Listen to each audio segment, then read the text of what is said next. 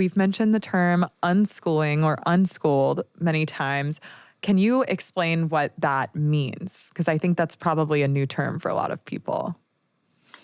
Yeah, so the way I define it in my book is separating schooling from education, schooling from learning, including school-at-home versions of homeschooling. And this would be including school-at-home versions of microschooling, is not importing this sort of standard system of course of schooling into a home environment or into a smaller school environment. It's really saying, we can separate education from schooling in a real meaningful way. And so what that looks like in terms of the learning centers and micro schools and homeschooling families that I talk about in my Unschooled book is really embracing this idea that we are natural learners, that all young children are naturally curious. Yes. They're always asking why. They are incredibly creative.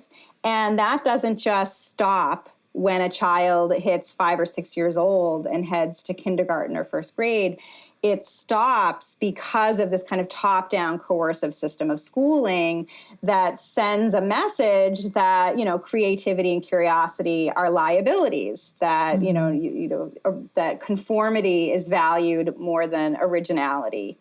And for unschoolers or people who believe in sort of self-directed, non-coercive education, the idea is just not to turn off those kind of natural drives for curiosity and discovery that all young children exude, but to cultivate that, to facilitate that, and recognize that curiosity and creativity will carry through childhood and adolescence into adulthood if we just allow it to do that. And so that's where, again, these learning centers and microschools and Sudbury model schools, like I mentioned, really do that. But I will just sort of add one other piece to that the case study that just came out at FEE focuses on a wide assortment of educational philosophies and approaches. So some of the entrepreneurs I interviewed would kind of adopt this unschooling or self-directed education model, but many do not. And I think that's actually one of the great benefits of the current education entrepreneurship movement and these unconventional models